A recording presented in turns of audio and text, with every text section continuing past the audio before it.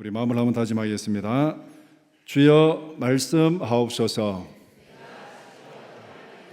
말씀대로 지켜 행하는 우리 모두가 되기를 축복합니다. 나눔지 다 가지고 계시죠? 오늘 설교 제목이 무엇입니까? 복음을 믿으면 구원을 받으리라. 우리가 교회에서 엄청나게 많이 들은 얘기고 이것을 모르는 사람은 아무도 없습니다. 복음을 믿으면 구원을 받으리라. 질문 1번 시작. 지금까지 성경을 읽고 가장 기억에 남는 내용은 무엇입니까? 여러분들 딱 생각하면 성경? 그럼 제일 먼저 떠오르는 내용이 뭡니까? 어떤 분은 성경에서 아주 재미있는 한 장면, 다윗과 골리앗이 싸우는 얘기, 아니면은 사자굴 속에 들어가는 얘기, 예전에는 융판 가지고 다 이렇게 애들 교육한 거 생각나잖아요. 그런 것이 생각나는 분도 있을 것이고, 또 성경을 읽으면서 은혜를 경험한 그 말씀이 생각나는 분들도 있을 것입니다. 성경 그러면은 뭐가 제일 먼저 생각나는지 여러분 한번 생각해 보시기 바랍니다. 질문 2번 시작. 성경을 제대로 읽고 이해하기 위해서는 누구의 도움이 필요하다고 생각하십니까? 답변은 성령의 도우심이 절대적으로 필요합니다. 왜냐하면 모든 성경은 성령의 감동으로 기록되어졌기 때문에 사람들의 도움도 필요합니다. 설교를 듣는 것도 필요하고 성경 공부하는 것도 필요하고, 그러나 이 모든 것은 다 부수적인 거예요. 부수적인 겁니다. 진짜 성령의 도움이 있어야 돼요. 성령이 우리의 마음문을 열어주시고 우리로 하여금 깨닫게 해주셔야 그 말씀을 바로 깨달을 수 있습니다. 설교는 보조수단입니다. 지극히 보조수단입니다. 이 시간도 하나님께서 우리 말씀 가운데 성령이 역사하시기를 간절히 소원합니다. 성령이 깨우쳐 주셔야 됩니다. 오늘 고린도전서 15장 1절에서 11절 말씀을 함께 읽었습니다. 고린도전서 15장은 전체로 보면은 부활장입니다. 부활에 대해서 길게 설명했고, 오늘 이 본문에서도 이 부활을 목격한 사람들 쭉 열거하고 있는데 전체가 부활에 대해서 쭉 설명하고 있고, 고린도전서 13장은 우리가 사랑장이라 그렇게 얘기합니다. 그래서 사랑장, 부활장. 그래서 오늘 25장 중에서 1절에서 11절까지 읽었습니다. 오늘 읽은 본문을 세 부분으로 나누어서 함께 살펴보고자 합니다. 첫 번째는 복음을 믿으라. 두 번째는 복음을 통한 자기 발견. 세 번째는 복음의 삶을 살라. 첫 번째, 복음을 믿으라. 질문 11번 시작. 바울 사도가 고린도 사람들에게 전한 것은 무엇입니까? 1절에 복음을 전했습니다. 너희에게 복음을 전했고 너희가 그것을 받았고 그 가운데 섰다, 이렇게 말하고 있는데, 복음이 무엇입니까? 복음은 구원의 기쁜 소식입니다. 죄와 죽음 가운데 있는 자들에게 구원받는 길을 전해주는 것, 이것이 복음입니다. 복음은 죽었던 사람들을 살리는 구원의 기쁜 소식입니다. 결코 부끄러워할 소식이 아닙니다. 모든 사람들에게 진심으로 자랑해야 될 소식이 복음입니다. 그런데 실제로 우리가 살아가면서 복음을 자랑하고 있습니까? 아니면은 복음을 그냥 숨기고 있습니까? 아니면은 복음을 부끄러워하고 있습니까?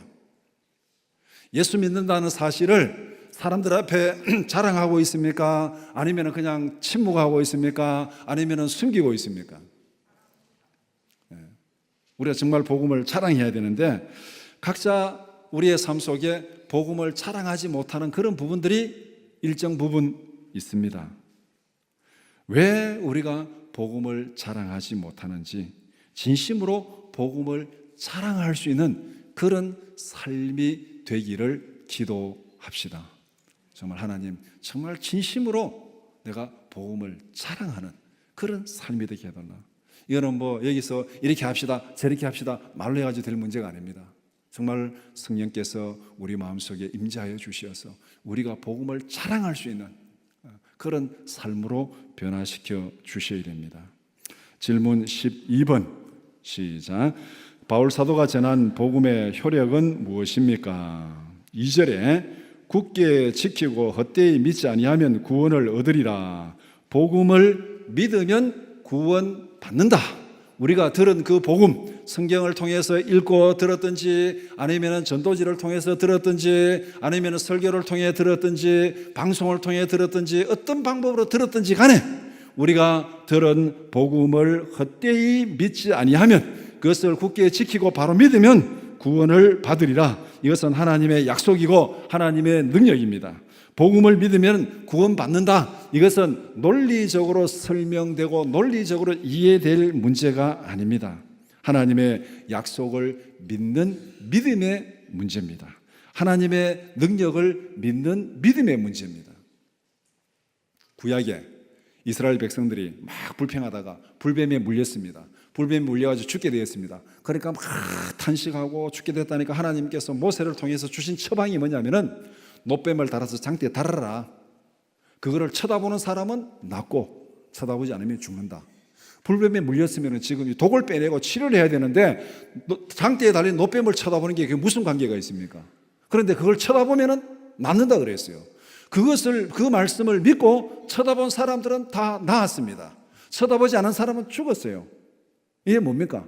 복음은 논리적으로 설명되어야 될 문제가 아니고 하나님의 약속이고 하나님의 능력이에요. 하나님의 약속을 믿는 그 능력을 믿는 믿음, 약속을 믿는 믿음, 그것이 우리를 구원한다는 것입니다. 그래서 성경은 복음에 대해서 이렇게 말씀합니다. 로마서 1장 16절 말씀 같이 보겠습니다. 시작. 내가 복음을 부끄러워하지 아니하노니 이 복음은 모든 믿는 자에게 구원을 주시는 하나님의 능력이 됨이라. 먼저는 유대인에게요, 그리고 헬라인에게로다. 고린도전서 1장 18절 말씀 시작. 십자가의 도가 멸망하는 자들에게는 미련한 것이요 구원을 받는 우리에게는 하나님의 능력이라.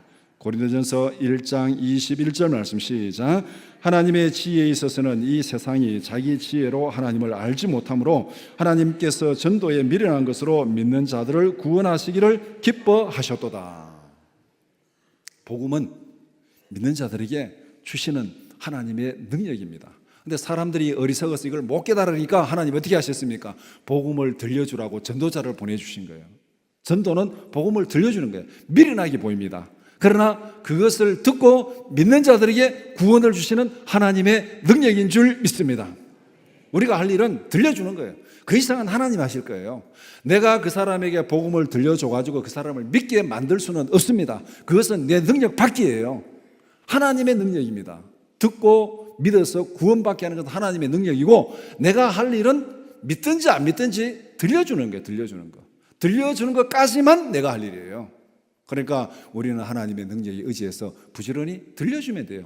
그러면은 우리가 하나님 앞에 마땅히 할 일을 다 하는 것입니다.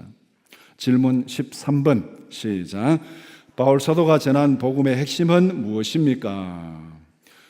3절에서 8절까지 쭉 설명하는데 그 뒷부분은 다 부활의 증거들을 얘기하고 있네요. 부활의 목격자들이 이렇게 많다, 그렇게 말하면서 복음의 핵심은 두 가지입니다. 첫 번째는 예수님의 죽으심, 두 번째는 예수님의 부활하심. 이 두 가지가 복음의 핵심입니다. 2절에 성경대로 예수 그리스도께서 우리 죄를 위하여 죽으셨다. 예수님의 죽으심을 말하고 있잖아요. 예수님의 죽으심은 성경대로 우리 죄를 위해서 죽었다. 예수님의 죽음의 특징을 여기서 두 가지를 얘기하고 있습니다. 하나는 성경대로 죽었습니다. 성경대로. 이 말이 무슨 말입니까?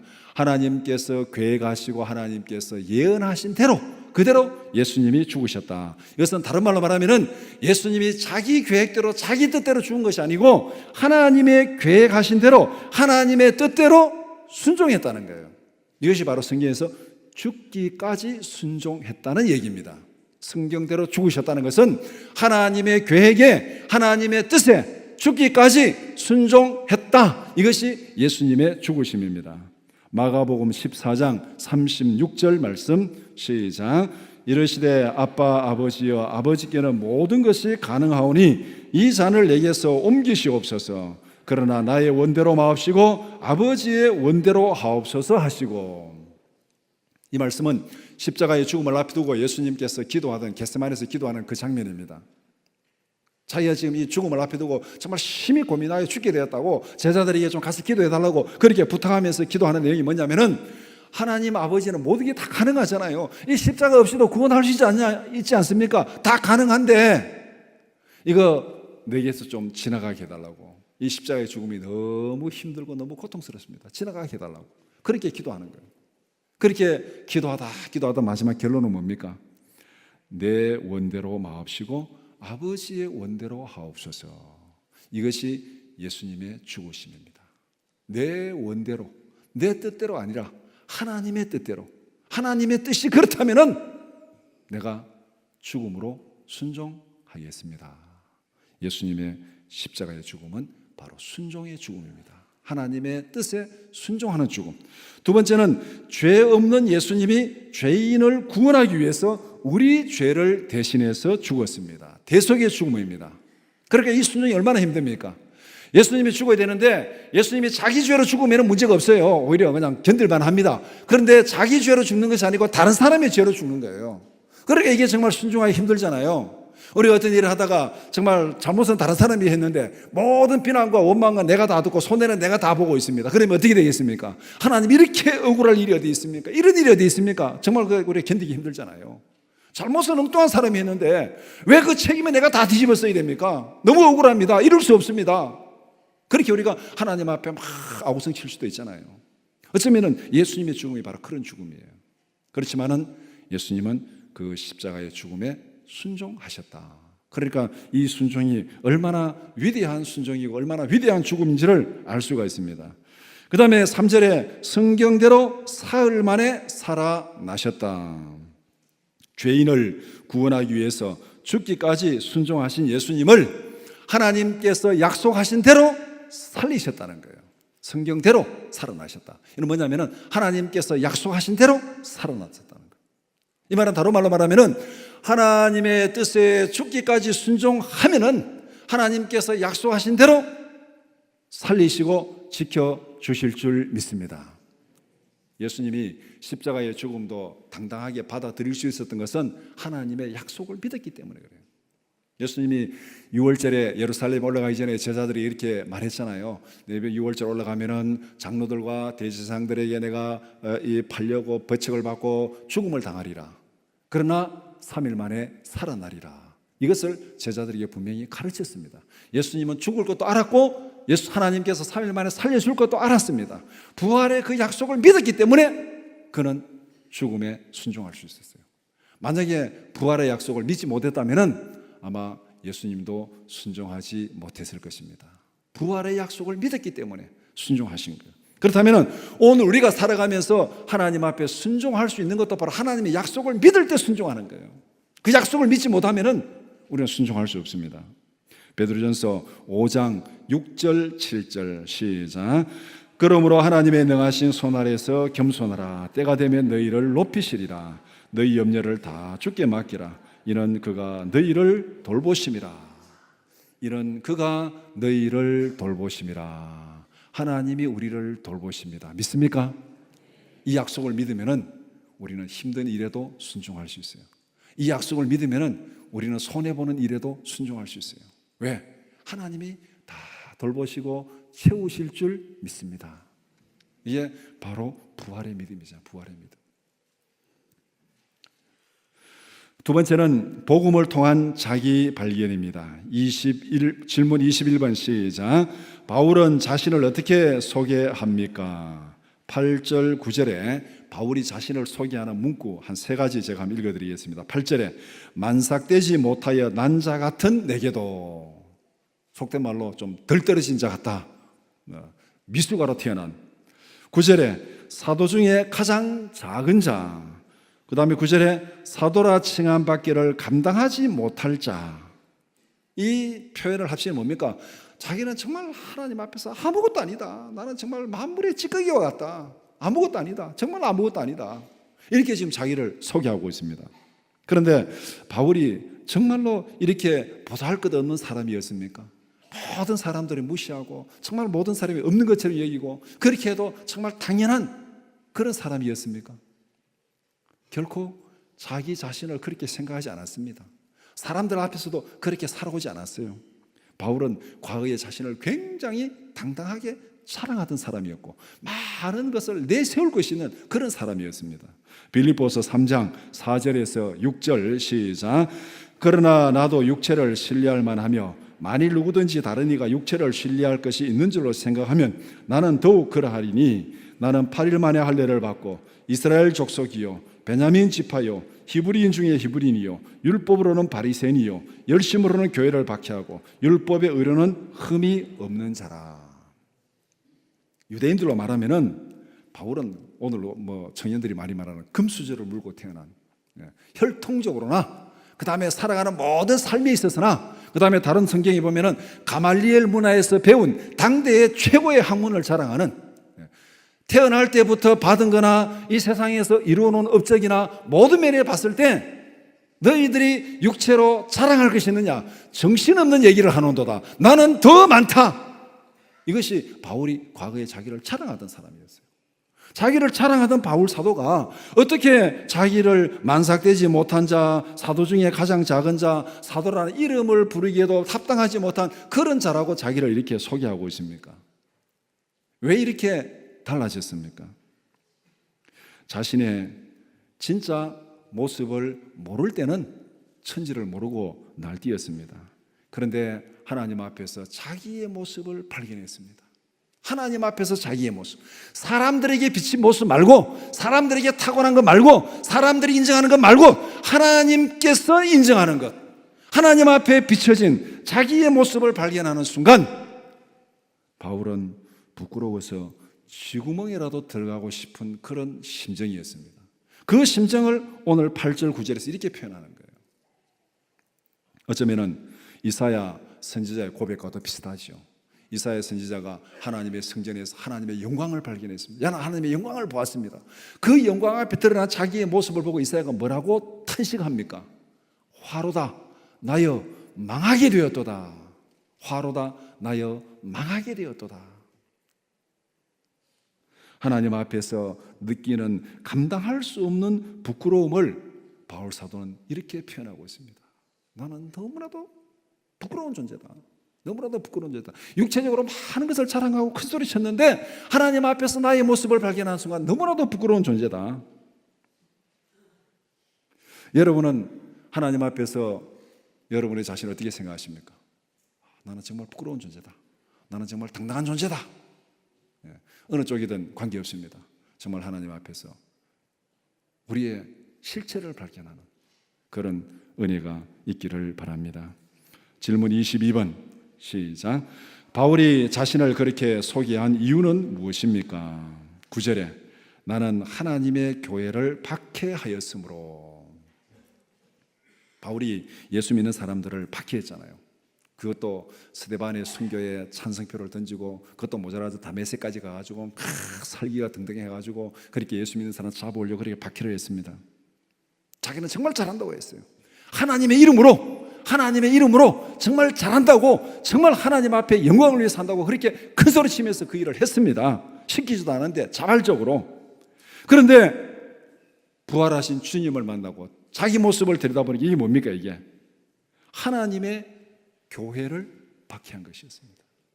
예수 믿는 사람을 잡아서 박해하고 죽이는 것은 결국은 하나님의 교회를 박해하는 것이었습니다. 하나님의 교회를 박해하는 것은 하나님을 박해하는 것이고, 하나님의 교회를 박해하는 것은 하나님이 보내신 메시아를 거절하는 것입니다. 결과적으로 교회를 박해하는 것은 하나님을 대적하고 그리스도께 불순종하는 것입니다. 불순종이 제일 나쁜 죄고 제일 큰 교만입니다. 모든 죄는 불순종 안에 다 들어 있습니다. 아담과 하와가 범죄한 출발이 뭡니까? 하나님 앞에 불순종한 거잖아요. 선악과를 따먹지 말라 했는데 따먹었잖아요. 불순종한 거예요. 오늘 우리가 하나님의 말씀에 모든 거 거역하는 거 다 불순종입니다. 하나님의 말씀에 순종하면 거기에는 죄가 없습니다. 바울이 자신이 박해한 그것을 보니까 과거에 자기의 잘못이 너무나도 어리석었다는 거예요. 하나님의 이름으로 하나님을 박해한 결과가 된 것이죠. 자기는 똑똑하다고 자기는 잘한다고 했는데 결론은 뭡니까? 하나님의 이름으로 하나님을 박해한. 이 어리석은 일을 범하고 말았습니다. 자기가 지금 이렇게 고백하는 것은 무엇입니까? 바울은 과거에 자신이 행한 잘못을 생생하게 기억하고 있다는 겁니다. 성도들 앞에서 자기를 이렇게 고백하잖아요. 내가 과거에 교회를 비박한 사람이었고 정말 만삭되지 못한 자였고 사도라 칭함받기도 너무나도 참 감당하지 못할 자라고 이렇게 고백하는 건 뭐냐면 자기의 과거의 잘못을 생생하게 기억하고 있다는 거. 철저하게 자기의 잘못을 회개하고 뉘우치면서 살아간다는 그 모습을 여기서 보여주고 있습니다. 진정한 회개는 더 큰 감사와 기쁨으로 하나님께 충성하게 만듭니다. 우리가 어떤 사람에게 잘못했을 때 잘못한 것을 깨닫고 나면 어떻게 합니까? 나중에 아이고 앞으로 내가 잘못했습니다. 앞으로 내가 속지 않은 심정으로 살아가겠습니다. 이런 말 하잖아요. 속지 않은 심정으로 살아간다는 말은 뭡니까? 정말 내가 잘못했는 거 철저하게 깨닫고 이제는 정말 더 열심히 내가 하겠다. 지금 바울의 고백이 바로 그런 고백입니다. 자기가 과거에 잘못한 것을 너무나도 생생하게 기억하고 있고 너무나도 분명히 알고 있고 뉘우치면서 회개하면서 그 은혜가 더 오히려 기쁨으로 감사로 충성으로 나타나는 그 모습을 여기에서 말씀합니다. 질문 23번 시작. 복음을 박해하던 바울이 어떻게 복음에 충성스러운 일꾼이 되었습니까? 한마디로 얘기하면 전적으로 하나님의 은혜로 된 것이다. 하나님의 은혜로 된 것이다. 과거에는 하나님의 교회를 박해하던 자였습니다. 이제는 예수를 구주로 믿고 구원받았습니다. 복음을 전하는 사도로 부름을 받았습니다. 모든 사도보다 더 많이 수고했습니다. 이 모든 것이 전적으로 하나님의 은혜로 된 것이다. 이 10절 말씀에 하나님의 은혜가 헛되지 아니하여 내가 모든 사도보다 더 많이 수고하였으나 내가 한 것이 아니요 오직 나와 함께 하신 하나님의 은혜로라. 이 말씀을 우리가 마음속에 깊이 새기고 정말 기도하면서 하나님 이 말씀의 뜻이 무엇인지를 깨닫고 마음으로 느끼게 해달라고 우리가 기도해야 됩니다. 하나님의 은혜가 헛되지 아니하여 어떻게 했다 그랬습니까? 모든 사도보다 더 많이 수고했다. 그렇지만은 그것이 내가 한 것이 아니고 하나님의 은혜로 한 것이다. 우리가 하나님 앞에 은혜를 받았습니다. 은혜를 받아서 부자가 되었습니다. 권력을 가졌습니다. 뭐 좋은 학교 갔습니다. 모든 일이 잘 됐습니다. 그렇게 아주 막 자랑하고 막 너는 그것도 못하냐 이렇게 하면은 이 은혜가 헛된 거예요, 잘된 거예요? 이거는 잘못된 거예요. 이 은혜는 잘못된 거예요. 정말로 은혜를 제대로 받았다면은 내가 부자가 되든 권력을 가졌든 무엇을 가졌든 받은 그것으로 어떻게 하라는 거예요? 성경의 대원칙은 하나님을 사랑하고 이웃을 사랑하라. 여기에 적용이 돼야 그 은혜가 진짜 은혜입니다. 바울은 그 은혜가 헛되지 않아서 모든 사도보다 더 많이 수고했다. 그것을 정말 하나님 앞에 감사하는, 더 많이 수고한 감사하는. 우리는 살아가면서 그 반대가 되는 경우가 많잖아요. 조금 더 힘들게 하면은 내가 왜 해야 되느냐, 나만 왜 이렇게 해야 되냐, 다른 사람은 안 하는데 나는 왜 이렇게 해야 되냐. 우리가 정말 오늘 이 시대에 예수 믿는 사람이나 안 믿는 사람이나 이 차별받았다 생각할 때 정말 못 견디잖아요. 차별받았다 생각하면 못 견딥니다. 그런데 정말 하나님의 은혜를 받은 자라면 하나님을 사랑하고 성도를 사랑하는 그 일로 인해서 감사한 것, 그 일로 인해서 감사한 것, 이것이 은혜를 헛되이 받지 않은 것이다. 그렇게 말합니다. 우리가 살아오면서 자기 힘으로 되는 것 아무것도 없습니다. 복음을 깨닫는 것도 내 힘으로 된 것이 아닙니다. 하나님께서 깨우쳐 주셔야 됩니다. 사랑을 실천하고 충성하는 것도 나의 힘으로 되는 거 아니에요. 내가 결심한다고 되는 거 아니에요. 내가 결심한다고 되면 다 됐어요. 결심하고 결심해도 안 돼요. 이게 하나님의 성령이 우리를 이끌어 주셔야 됩니다. 이게 하나님의 은혜예요. 나의 힘으로 되는 것이 없다는 사실을 인정하고 살아가기를 바랍니다. 저나 여러분이나 정말 인생 나의 힘으로 되는 것이 없다, 이걸 인정하고 살아갈 때 더 많이 수고해도 자랑하지 않고 교만하지 않습니다. 이 봉사하고 충성하고 헌신한 것도 하나님의 은혜로 된 것이다. 내가 한 것이 아니고. 정말 그렇잖아요. 하나님 우리에게 건강 주지 아니하시고 하나님 우리에게 정말 지혜를 주지 아니하시고 그러면 우리가 어떻게 할 수 있습니까? 할 수 없어요. 이 자리에 앉아 있는 게 은혜고 이 자리에 앉아서 지금 하나님 앞을 하나님을 찬양하고 성도들 위해서 봉사하고 수고하는 그 자체가 은혜 아닙니까? 하나님이 병원에 눕혀놓으면 그거 할 수 있어요? 할 수 없어요. 정말 내가 먹고 싶은 거 먹고 가고 싶은 데 가고 정말 사람들 앞에 한마디라도 말로 위로해 줄 수 있다. 이거보다 더 큰 은혜가 어디 있습니까? 이거보다 더 큰 은혜가. 내 힘으로 되는 것이 없고 전적으로 하나님의 은혜라는 것을 우리가 느끼며 살아갈 때 우리는 겸손한 마음으로 간절히 기도할 수 있습니다. 이것이 복음을 통한 자기 발견입니다. 모든 것이 하나님의 은혜다. 은혜가 아니고서는 나는 영원히 죽을 수밖에 없다. 세 번째, 복음의 삶을 살라. 질문 31번 시작. 부활하신 주님을 만난 사람들은 어떻게 변화되었습니까? 11절에 보면은 나나 그들이 이같이 전파하며 1절에서 10절까지 복음의 내용을 다 전파했습니다. 이제 다 하고 이제 11절 와서 나나 그들이 이같이 전파하며 여기서 나가 누굽니까? 바울 사도잖아요. 그들은 누굽니까?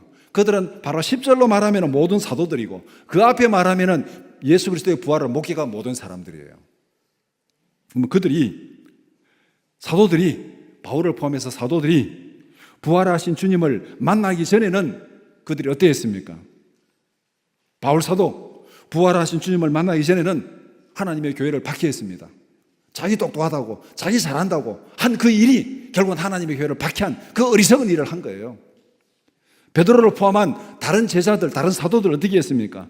예수님이 십자가 죽음 앞에서 잡혀갔을 때 다 예수님 모른다고 부인하고 도망쳤잖아요. 예수님을 저주하면서까지 모른다고 했어요. 그들이 3년 동안 예수님 밑에 배웠습니다. 합숙하면서 숙식을 같이 하면서 3년 동안 합숙훈련 받았는데도 불구하고 예수님 모른다고 도망쳤어요. 그냥 다른 사람에게 교육받은 게 아니고 예수님에게 직접 합숙훈련 받았는데도 그들은 예수님 모른다고 도망친 사람들이에요. 복음을 부끄러워하고 복음을 포기하고 나중에는 그냥 갈릴리 바다로 고기 잡으러 갈란다. 베드로를 위해서 다른 제자들 그러니까 우리도 가자 하고 다 따라가가지고 이 갈릴리 바다에서 밤새도록 고기 잡다 허탕친 그 사건이 요한복음에 나오고 있잖아요. 이것이 부활하신 주님을 만나기 전에 제자들의 모습이고 사도들의 모습입니다. 어쩌면 부활의 은혜를 경험하기 전에 우리의 모습이에요. 우리는 복음을 부끄러워하고 내 잘났다고 떠들지만 하나님 앞에 거역하고 불순종하고. 그런데 부활하신 주님을 만난 다음에 어떻게 달라졌습니까? 베드로는 순교의 자리에 이르기까지 복음의 충성스러운 일꾼이 되었습니다. 바울 사도는 이방인의 사도로 복음의 충성스러운 일꾼이 되었습니다. 이것이 부활의 능력입니다. 복음을 박해하고 복음을 부끄러워하고 고난을 두려워하던 그 사람들이 복음을 기뻐하고 담대히 선포하고 충성스러운 일꾼으로 만들었습니다. 오늘 우리가 복음을 부끄러워한다면 우리에게 부활의 은혜가 부족하다는 겁니다. 부활의 은혜가 부족하다는 것. 예수 그리스도의 부활의 은혜가 우리 마음속에 충만할 때 우리는 복음을 부끄러워할 이유가 없고 복음을 자랑하게 되고 고난 앞에서 부끄러워할 이유 없이 복음을 자랑할 수 있다는 것. 하나님 우리에게 이런 부활의 은혜를 부어주시옵소서. 이런 부활의 은혜를 부어주시옵소서. 그래서 정말로 예수 그리스도의 복음을 자랑할 수 있는 그런 우리의 삶이 되게 하옵소서. 그렇게 기도하기를 바랍니다. 질문 32번 시작. 예수 그리스도의 죽으심과 부활은 생활 속에서 어떻게 실천되어야 합니까? 11절에 너희도 이같이 믿었느니라.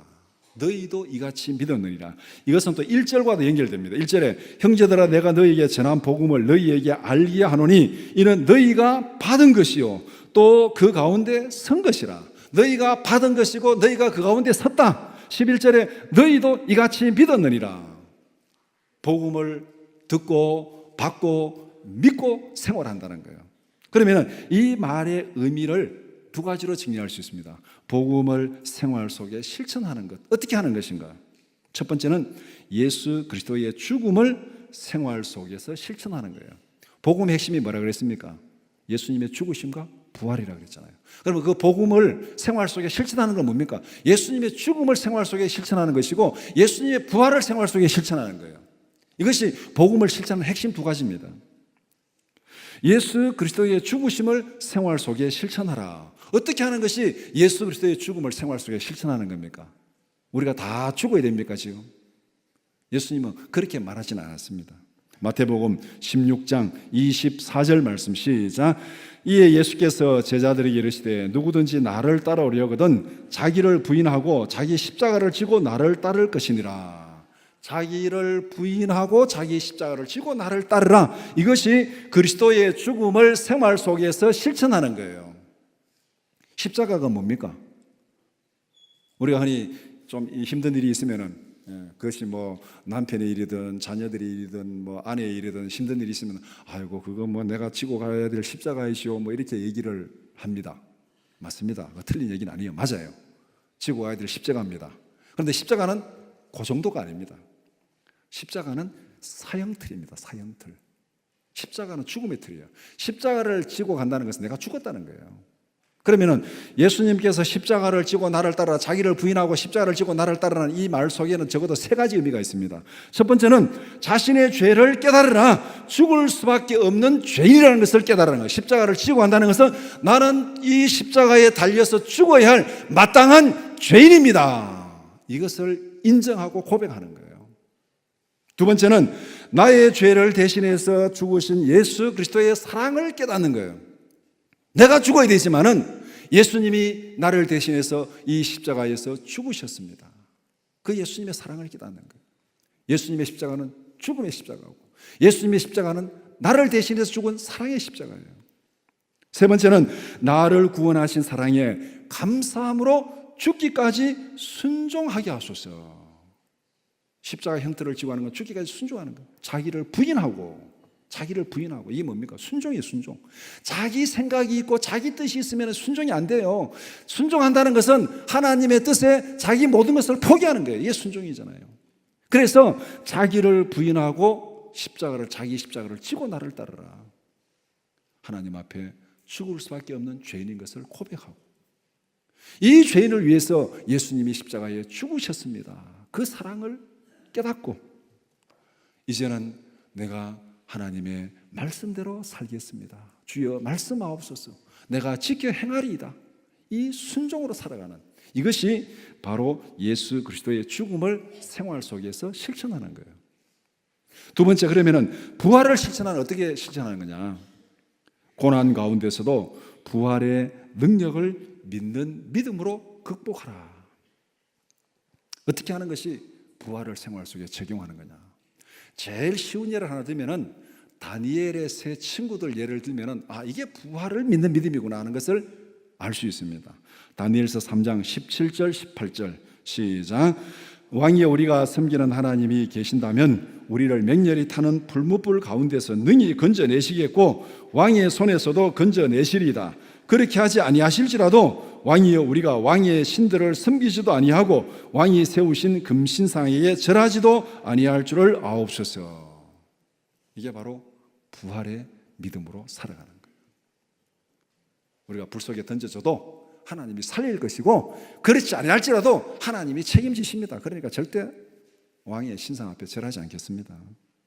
어떤 상황에서도 하나님의 능력을 믿고 기뻐하며 감사함으로 충성하는 것, 이게 부활을 생활 속에 실천하는 거예요.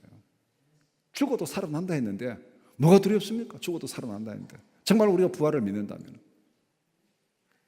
이런 믿음으로 살아가는 우리 모두가 되기를 축복합니다. 말씀을 정리해 봅시다. 예수 그리스도의 복음을 믿으면 죄와 죽음에서 구원받습니다. 복음의 핵심은 두 가지입니다. 첫 번째는 예수께서 내 죄를 대신해서 십자가에 죽으셨습니다. 예수님이 내 죄값을 대신 갚아 주셨습니다. 두 번째는 예수님께서 죽음의 권세를 이기시고 부활하셨습니다. 내 죄를 대신해서 죽으신 그 예수님께서 살아나셨어요. 그러면은 나를 대신해서 죽으신 예수님을 믿으면은 나도 예수님과 함께 살아날 줄 믿습니다. 이것이 바로 믿음으로 구원받는 예수 그리스도의 복음입니다. 복음은 죽은 자를 살리시는 하나님의 능력이요 약속입니다. 나의 삶을 지탱하는 모든 것은 하나님의 은혜입니다. 죽은 자를 살리시는 하나님의 능력을 믿고 감사함으로 기쁨으로 살아가기를 바랍니다. 이것이 복음을 믿는, 이것이 죽음을 실천하는, 이것이 부활을 실천하는 삶이에요. 그래서 오늘 이 말씀에 총 결론을 내리면 오늘 말씀의 결론은 10절 말씀, 10절. 정말 이 10절 말씀, 이것이 우리 마음속에 믿어져야 되고 깨달아져야 되고 느껴져야 돼요. 바울 사도의 고백이 이 시간 우리의 진실한 고백이 되기를 축복합니다. 15장 10절 우리 큰 소리로 같이 읽겠습니다. 시작. 그러나 내가 나된 것은 하나님의 은혜로 된 것이니 내게 주신 그의 은혜가 헛되지 아니하여 내가 모든 사도보다 더 많이 수고하였으나 내가 한 것이 아니요 오직 나와 함께 하신 하나님의 은혜로라. 아멘입니까? 기도드리겠습니다.